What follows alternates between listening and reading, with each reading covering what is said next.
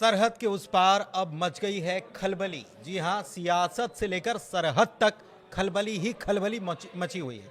एक खबर आ रही है कि पाकिस्तान के जनरल या सेनाध्यक्ष जो हैं मुनीर साहब, वो पहुंचे हैं बॉर्डर पर, और बॉर्डर पर पाकिस्तान के सैनिकों को मनाने के लिए पहुंचे हैं, क्योंकि पाकिस्तान के सैनिक जो हैं वो लगातार एक तरफ इस्तीफा दे रहे हैं, उनका मनोबल गिरा हुआ है, ये खबरें निकलकर सामने आ रही हैं।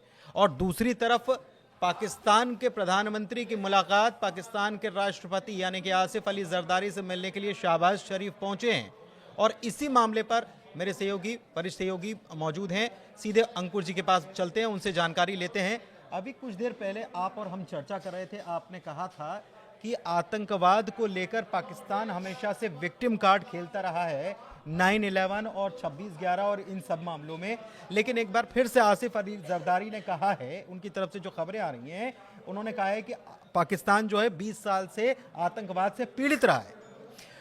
देखिए, इसका पूरा मैं आपको बैकग्राउंड बताता हूँ कि ये कहाँ से बात आई कि आसिफ अली जरदारी अब पहुँचे हैं। नहीं, प्रधानमंत्री आसिफ अली जरदारी से मिलने जो अब पहुँचे, दोनों की मुलाकात हुई है। कल जो प्रेस कॉन्फ्रेंस हुई DGISPR की, जो पाकिस्तान के थे, तो उनसे ये सवाल पूछा गया, तो उनसे एक जर्नलिस्ट ने सवाल पूछा कि इस पूरे मामले में प्राइम मिनिस्टर कहाँ है। तो जैसे उन्होंने सवाल पूछा तो पहले तो उनका माइक बंद कर दिया गया। तो साइड में क्या नाम, गृह मंत्री बैठे थे, मिनिस्टर ऑफ इंटीरियर, तो उनको DGISPR ने एक पर्ची पे लिख के दिया कि बोल दो फ्रंट पे लीड कर रहे हैं। तो कुल मिला के पिछले एक हफ्ते से प्राइम मिनिस्टर शहबाज शरीफ को समझ ही नहीं आ रहा था कि एक्चुअली है क्या। पुनीत, मैं इसका बैकग्राउंड क्या है कि ये पूरा का पूरा सेना का करा धरा है। इसमें जो आसिम मुनीर है, उन्होंने खुद अपनी यूनिलेटरल डिसीजन लिया था कि मैं ये पहलगाम में अटैक करेंगे। ISI को बोला था कि आप अटैक कर दो। तो जब ये अटैक हो गया तो उसके बाद तो शहबाज शरीफ तो पिछले एक हफ्ते से इसी पशोपेश में है कि भैया करना क्या है। तो जब ये मसला यहाँ तक पहुँचा तो अब जाके उनको अचानक आया कि यार हम तो सिविलियन गवर्नमेंट है। तो अब जाके उनको लग रहा है कि भाई अब मतलब सिविलियन हुकूमत क्या करती है, डिस्कशन करती है, राब्ता करती है। तो प्राइम मिनिस्टर और प्रेसिडेंट अब जाके मिले। लेकिन प्रेसिडेंट कह रहे हैं कि हम हर चीज़ के लिए तैयार हैं, पूरा पाकिस्तान एक हो चला है और हर हमले के लिए तैयार हैं। दूसरी तरफ डर सता रहा है, एयर स्ट्राइक हो सकती है, वहाँ की खबरें जो आ रही हैं उसके मुताबिक।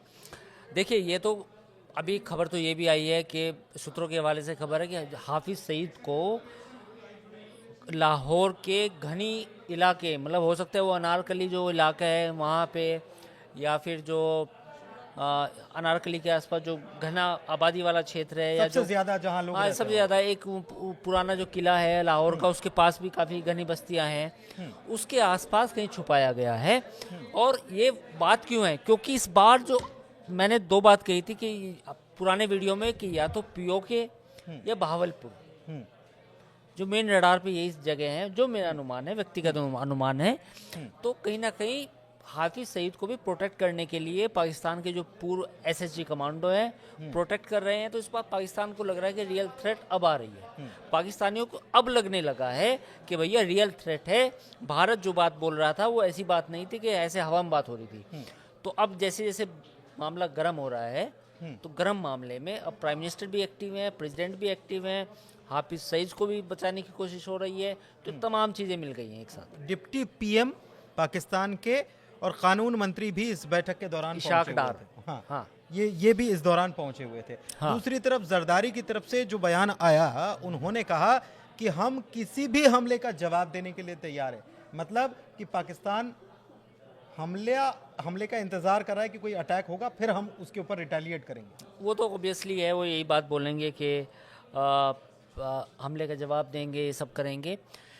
मेरा इसमें पॉइंट ये है कि हमले का जवाब देगा पाकिस्तान, क्योंकि उसके पूरा जो उसका पूरा बुनियाद है वो बुनियाद इंडिया हेट्रेड पे ही है। तो जो 25 करोड़ की आवाम है पाकिस्तान की, उसको ये तो जवाब देना होगा कि देखिए हम इतना बजट लेते हैं हर साल, पाकिस्तान फ़ौज की बात मैं कर रहा हूँ, कई कंपनियां चलाते हैं, सबसे बड़ा लैंड बैंक पाकिस्तान की फ़ौज के पास है, तो उसको जवाब तो देना पड़ेगा। ऐसा नहीं हो सकता ना कि पाकिस्तान में सबसे ज़्यादा लैंड बैंक भी आपके पास हो, आप फौजी आटा, फौजी यूरिया, फौजी फर्टिलाइज़र, फौजी दूध, ये सब भी सप्लाई, ये भी बनाते हूँ। और आप फिर कहते हैं कि जी पाकिस्तान की जो दिफा है वो हमारे बस की नहीं है। ऐसा नहीं हो सकता, जवाब तो देगी। लेकिन जरदारी सवाल विक्टिम ये कार्ड है, क्यों खेल रहे हैं? फिर मैं वही वापस घूम फिर के जरदारी विक्टिम कार्ड क्यों खेल रहे हैं बार? जरदारी विक्टिम कार्ड पाकिस्तान आज से नहीं खेल रहा। पाकिस्तान लेकिन आज ये से कार्ड अभी तो निकाला है ना, अब इतने ये तो दिनों के लास्ट बाद में, अब निकाला है ये ना? लास्ट में इनके पास प्लेटिनम विक्टिम कार्ड होता है, इसको प्लेटिनम विक्टिम कार्ड बोलते हैं, लास्ट में निकालते हैं। देखो भैया, पाकिस्तान सबसे ज़्यादा पीड़ित है। इससे छोटे वाला कार्ड जो था, ये तो बड़ा कार्ड है, जरदारी ने बड़ा कार्ड दिखाया। इससे छोटे वाला कार्ड ख्वाजा आसिफ ने, जो पाकिस्तान के विदेश मंत्री हैं, उन्होंने स्काई न्यूज़ ऑस्ट्रेलिया के साथ दिखाया था कि हम भी तो पीड़ित रहे हैं, हमने जो ये सब किया है, आतंकवाद को बढ़ावा दिया है या टेररिज्म फैलाया है, ये तो हमने वेस्ट के कहने पे किया है। उन्होंने यही तो बोला था। तो उन्होंने छोटा कार्ड दिया, इन्होंने अब सबसे बड़ा लेकिन वाला कार्ड काम इस बार क्या आ जाएगा? क्योंकि इसके पहले अमेरिका ने समझाइश दे दी है कि भाई अगर किया है तो फिर झेलना पड़ेगा।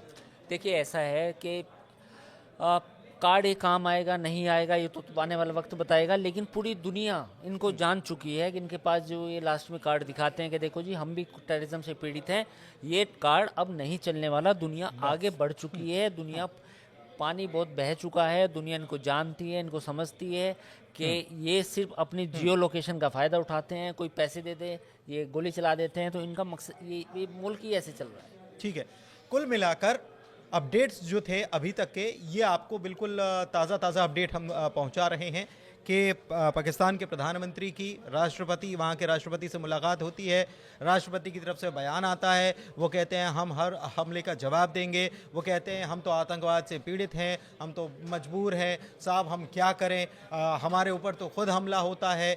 ये सारी चीज़ें चल रही हैं, लेकिन इस बीच जो मैंने आपको बताया कि आसिम मुनीर जो हैं वो बॉर्डर पर पहुँचे हैं और अपने सैनिकों को मना रहे हैं, अपने फौज के लोगों को मना रहे हैं। ऐसी खबरें भी सामने आई हैं। फिलहाल इस चर्चा में इतना ही। धन्यवाद।